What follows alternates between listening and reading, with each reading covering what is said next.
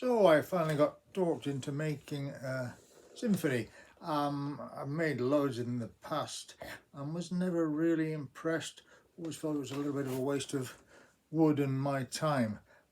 So sat down and had a good big think about why a symphony sounds the way it does. A lot of people like the way that the traditional shoebox symphony sounds. Me, not so much. So why? Mainly down to, I theorise, standing waves, parallel surfaces, and the sound waves cancel each other out, gives you this thin sound, and then you've got the full soundboard, which doesn't put out that much sound, and you put a box on top of that, and you have the kind of sound that you know and some folk love.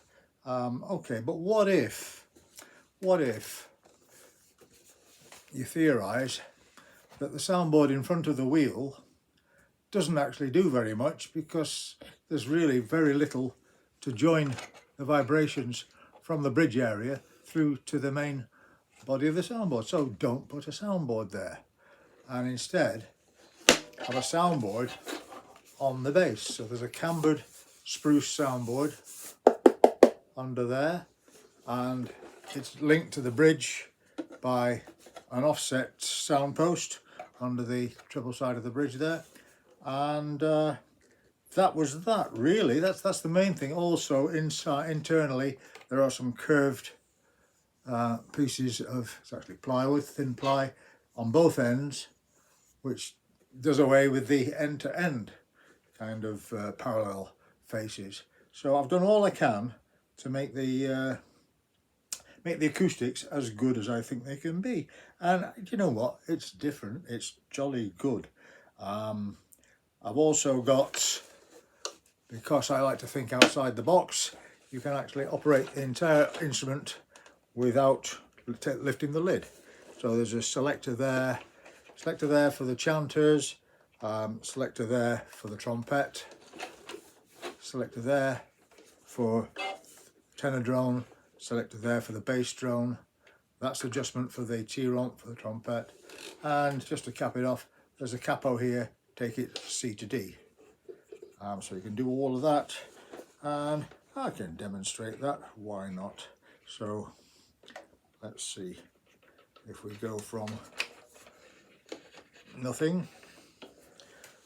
Okay, from nothing we'll go high drone first, trumpet, one chanter,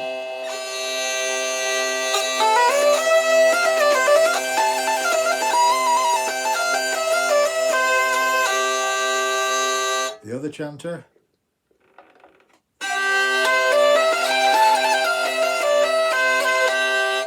subtly different tone between them because of the space, the position of the sound post. Put them all together.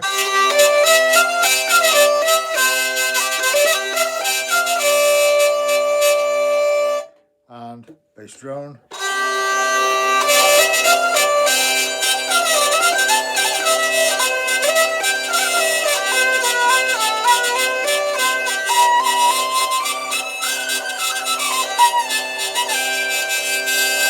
Doesn't particularly sound like a symphony.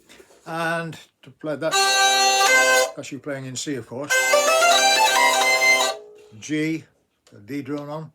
So you've now got capo of the high drone and the trumpet.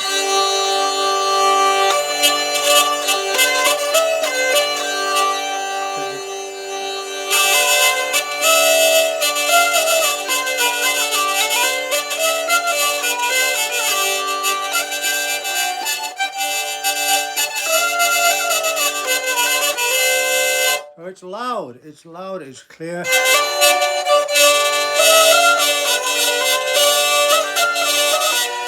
I've got a bit of a recalcitrant cotton on this drone here.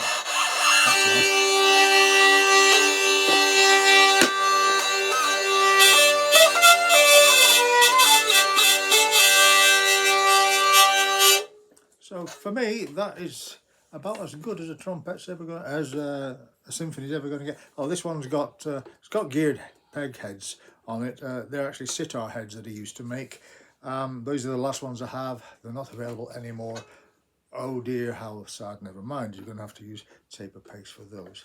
But there you go. And it's grand. Yeah, the sound holes are big, but so's the sound of it.